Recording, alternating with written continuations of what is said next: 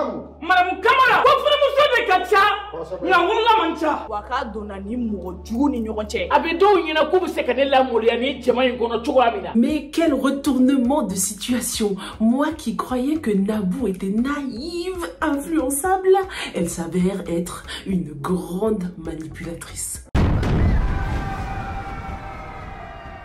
Bonjour à tous et bienvenue sur Yuri TV, je m'appelle Sylvia et sur cette chaîne, je fais des revues et des analyses de films et séries afro, donc n'hésite pas à t'abonner et activer la cloche pour ne pas rater le prochain débrief de la série Polygamie. Naboo et sa mère nous ont bien eu, je m'y attendais pas du tout. Le choc lorsque j'ai compris ce qui se passait et on pouvait également lire le choc et la gêne sur le visage de Anta qui n'a pu rien faire au milieu de tout le monde comme ça. Oh my god, non, c'est pas possible quoi. C'était juste inattendu. Anta a été prise à son propre piège. Zainabou et Ami essayaient de la soutenir en lui tenant la main comme ça discrètement, mais elles n'ont pas parlé, elles ne l'ont pas non plus défendue. Anta s'est encore une fois fait battre dans son propre foyer. Non, c'était une grosse défaite là.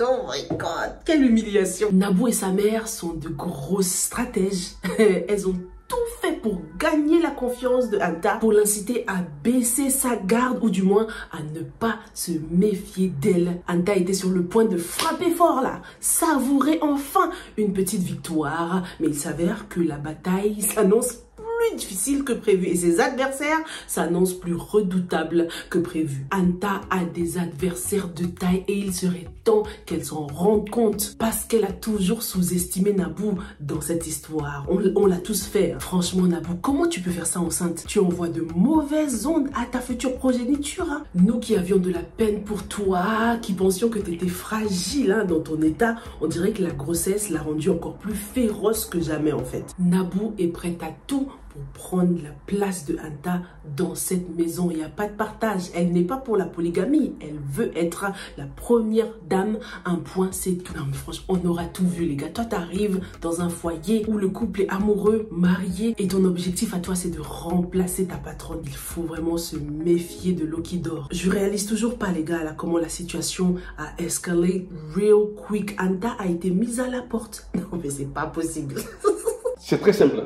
Comme tu me parles comme ça là, vraiment j'en ai assez de toi. Maintenant t'as identifié. Les choses se sont tellement accélérées là. La chasseuse a été chassée. Celle qui voulait chasser sa belle-mère, mettre sa belle-mère à la porte, a été mise à la porte. Là, c'est une sacrée défaite que Anta vient d'essuyer. Et tout ça sous le regard de Mustapha. Non mais c'est pas possible. Mustapha il a été envoûté là. Ça y est, il utilise les potions que le marabout a données à sa mère. Comment est-ce qu'il a pu mettre Anta à la porte pour des détails comme ça? Le pire, c'est qu'il était là à écouter, à regarder Naboo et sa mère provoquer Anta sans dire un mot. Il est temps qu'Anta se réveille une bonne fois pour toutes. Il est temps qu'elle change de stratégie. Il est temps qu'elle arrête de se faire humilier. Elle a donc envoyé Rakia chercher ses affaires. Elle n'a pas du tout l'intention de retourner chez Mustapha et j'espère qu'elle tiendra parole. Maintenant qu'elle a quitté ce foyer, il est temps que Mustapha ouvre les yeux en fait concernant Naboo et sa belle-mère. On a vu qu'il est tout de suite venu chez la tante pour essayer de récupérer Anta. C'était un bon geste. J'ai aimé le fait qu'il n'ait pas trop laissé les choses traîner. De toute façon, dès qu'il a vu Rakia en train de faire les valises d'Anta, ça l'a fait tout de suite réfléchir.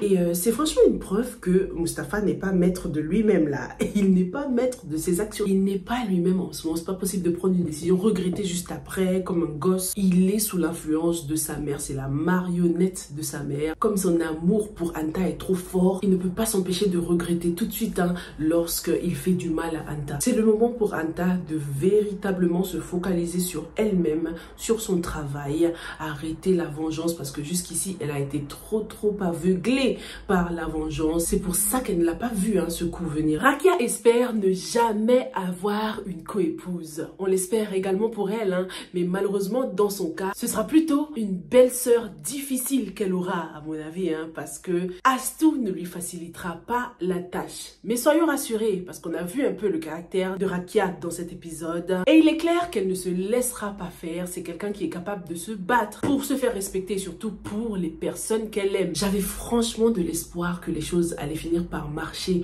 entre Anta et Naboo, qu'elles allaient être un exemple de polygamie qui marche parce que les deux femmes sont complémentaires. Naboo apporte à Anta ce qui lui manque et vice versa. Mais vu comment les choses avancent, Comment est-ce qu'on peut faire confiance à Naboo? Non, c'est une sorcière. L'autre sorcière de cette histoire, c'est Khadija qui s'est fait vite fait bien fait remettre à sa place. Enfin, Djibril réagit à ses avances comme un gentleman. C'est ça que j'attendais de toi, Djibril. Il faut imposer ses limites, mettre des distances directes dans ce genre de situation. Et même dans la vraie vie, c'est ce qu'il faut faire. Parce qu'il y en a qui aiment bien laisser traîner ce genre de choses. Avoir leur petit crush au bureau, c'est juste des tentations inutiles qui pourraient finir par ruiner vos vies. Ah, je suis trop soulagée parce que j'avais vraiment peur pour la suite. Lorsqu'on voit comment Djibril s'emporte contre sa femme, lorsqu'on voit combien de temps il lui a fallu pour réfléchir à cette déclaration de Khadija, lorsqu'on se souvient les regards qu'il avait pour Khadija dans des épisodes précédents, il regardait Khadija avec beaucoup d'intérêt. Donc j'avais franchement peur qu'il commence à tomber amoureux. Khadija a quitté cette conversation très insatisfaite. Va falloir qu'elle pense à un nouveau plan de rapprochement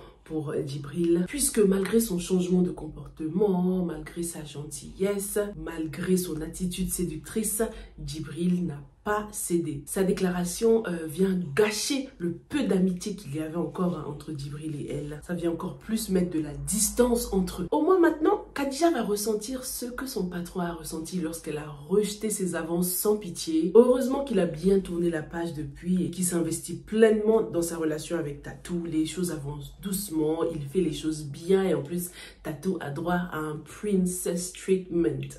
Il la traite très bien. Ah, tu vois ce que t'as raté, Khadija? Monsieur Souma est revenu chez les Diaby, cette fois-ci avec son oncle pour le représenter. Ce qui veut dire que toute sa famille est au courant maintenant de ce scandale et souhaite que Souma épouse Penda et assume ses responsabilités.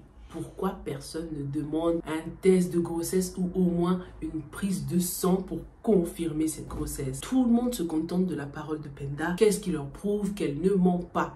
Juste parce qu'elle a montré une photo qui confirme qu'il y avait bel et bien quelque chose entre elle et Souma ne prouve pas qu'elle est véritablement enceinte. Il serait temps que quelqu'un pense à lui demander une prise de sang ou un petit test de grossesse tout simple pour que les choses soient bien claires. Et je pense que c'est sa mère, Nafissatou, qui est la mieux placée pour faire ce genre de choses avec elle. Prends ta fille sous le bras, allez faire des tests, un petit bilan de santé, même pour être sûr que tout va bien. Ousmane Diaby souhaite toujours que Souma épouse sa fille malgré le refus de Nafi. Nafi a déjà dit qu'elle n'était pas d'accord avec ce mariage. Donc il va falloir en parler avec elle, respecter sa décision. Et on sait très bien que Ousmane n'a pas intérêt à contrarier sa femme en ce moment. J'espère que Nafissatou restera sur sa position pour contrer les plans de Penda parce que cette petite est sur le point de détruire plusieurs vies. Dites-moi ce que vous avez pensé de cet épisode. Est-ce que Naboo vous a eu aussi ou est-ce que vous ne lui avez jamais fait confiance? Et dites-moi aussi si vous pensez que Mustapha va réussir à récupérer sa femme. Merci beaucoup d'avoir regardé ce débrief jusqu'au bout et on se retrouve dans la prochaine. Stay safe and stay blessed. Bye!